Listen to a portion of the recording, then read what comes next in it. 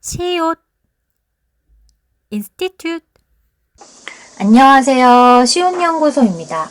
오늘은 디자인 띵킹 기원과 그리고 디자인 띵킹이라는 프로세스가 가지고 있는 속성에 대해서 이야기 나눠보는 시간을 가져보도록 하겠습니다. 먼저 디자인 띵킹의 기원은 1950년대로 가는데요. 우리가 브레인스토밍이라는 기법을 통해서 잘 알고 있는 알렉스 오스본이라는 학자로부터 그 기원이 시작된다라는 점 여러분들 알고 계셨나요? 그래서 1950년대에 그 창의적인 문제 해결 기법으로 브레인스토밍이라는 기법을 이야기한 알렉스 오스본의 이야기로부터 이런 창의적인 수단으로서의 사고로 디자인 띵킹이 채택이 되었다라고 이야기해 볼 수 있습니다. 1960년대는 과학이나 예술의 분야에서 도구로서 이 디자인 띵킹이 적용이 되었고요. 1980년대 와서는 소비자, 참여자, 그리고 사용자 중심의 도구로 활용이 되다가 2000년대는 그 경험과 서비스의 극대화를 위한 방법을 제시하는데 이 디자인 띵킹 프로세스가 사용이 되었다라고 전해지고 있습니다. 하지만 본격적으로 디자인 띵킹이라는 용어를 사용해서 우리가 그 디자인 띵킹이라는 용어로 지금 프로세스를 설명할 수 있는 이러한 환경이 마련된 데에는 1987년에 하버드 대학 교수인 피터 로웨라는 교수가 디자인 띵킹이라는 제목의 저서를 출간함으로써 2000년대에 그 디자인 띵킹이라는 용어가 폭넓게 사용되었다라고 이해할 수 있을 것입니다.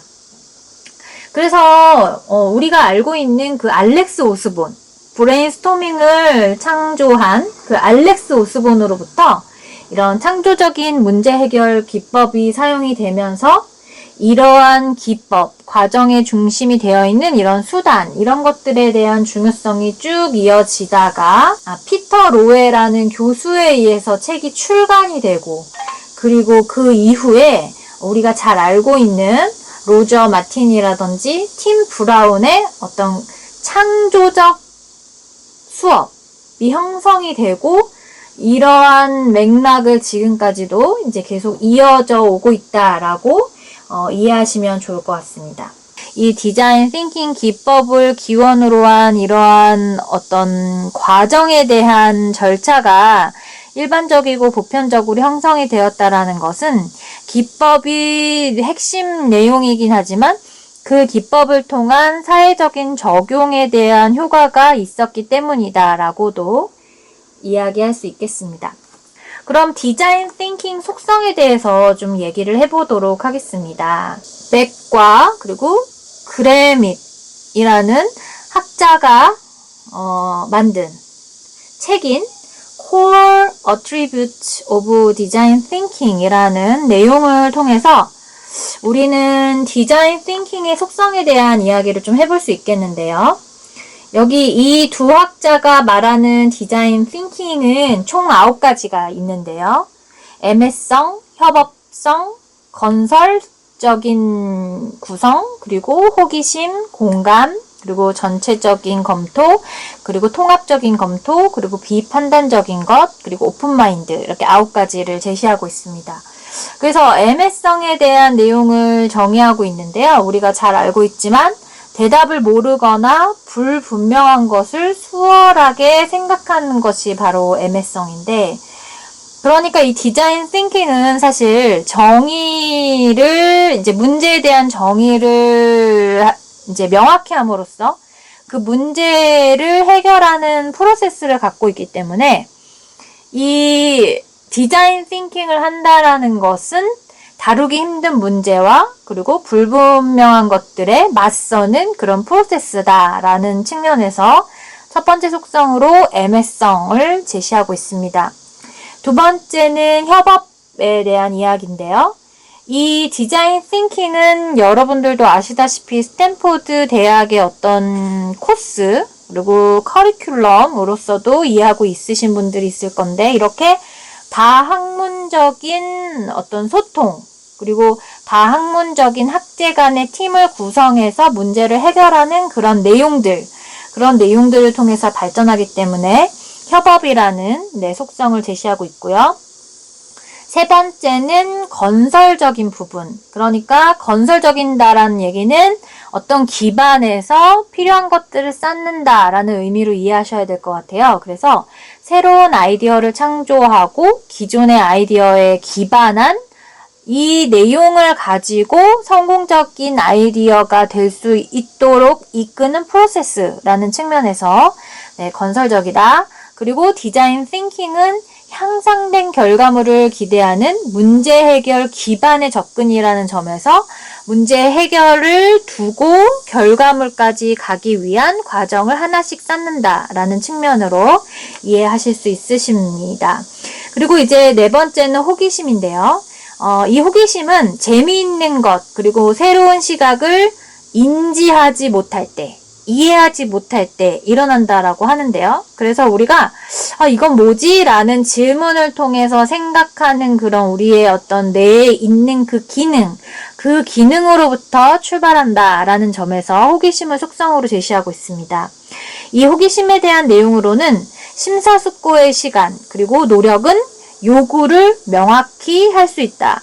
문제 해결의 큰 부분은 문제 정의와 문제 형태에 기인한다 라고 이야기를 하면서 우리가 문제 해결을 하기 위한 그런 어떤 고민의 시간 속에 호기심이라는 속성이 굉장히 큰 부분으로 차지하고 있다라는 내용을 이야기하고 있습니다.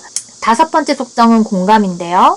이 공감은 우리가 지금 문제 해결을 통해서 결과물을 내는 그런 과정에서 사실 우리가 놓치면 안 되는 것은 소비자의 관점에서 이해하고 보는 것, 그리고 사용자의 요구에 중점을 두는 것이라는 점을 명확히 하고 있고요. 그리고 여섯 번째 속성으로는 전체적인 접근이라는 건데요.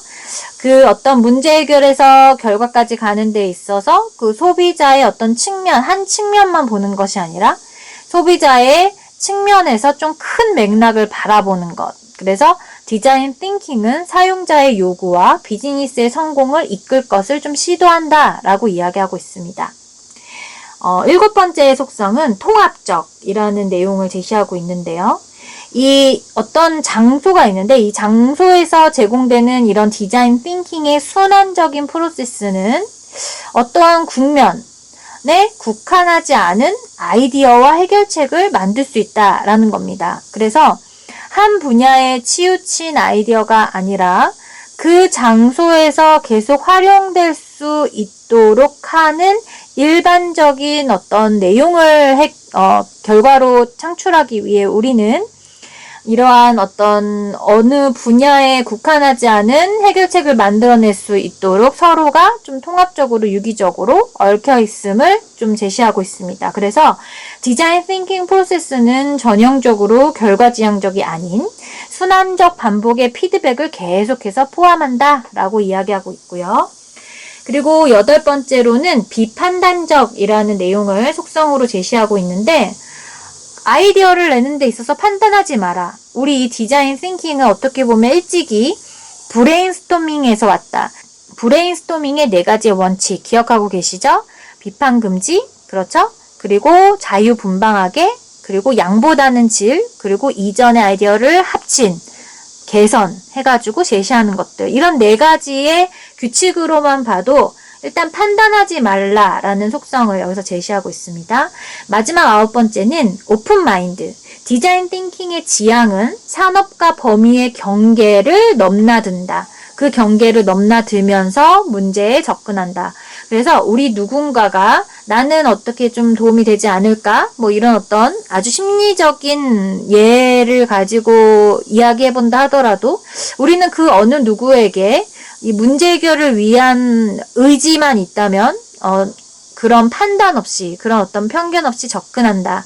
우리는 항상 오픈되어 있다라는 것들, 그리고 명백하고 실험적인 접근에 저항하는 사고 밖에 있는 것까지도 우리는 격려해서 이끈다 라는 측면에서 오픈마인드, 이렇게 9가지를 백앤 그래밋이 제시하고 있습니다. 그래서 우리는 이렇게 디자인 띵킹에 대한 9가지 속성을 알아봄으로써 디자인 띵킹의 과정, 프로세스를 구상함에 있어서 우리가 놓치지 말아야 할 부분, 그리고 또 디자인 띵킹의 퍼실리테이터로서의 역할을 하면서 우리가 꼭 간과하지 말아야 할 부분들이 어떤 부분들이 있는지에 대해서 우리가 오늘 같이 이야기해 볼 수 있었습니다.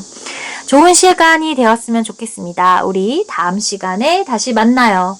안녕.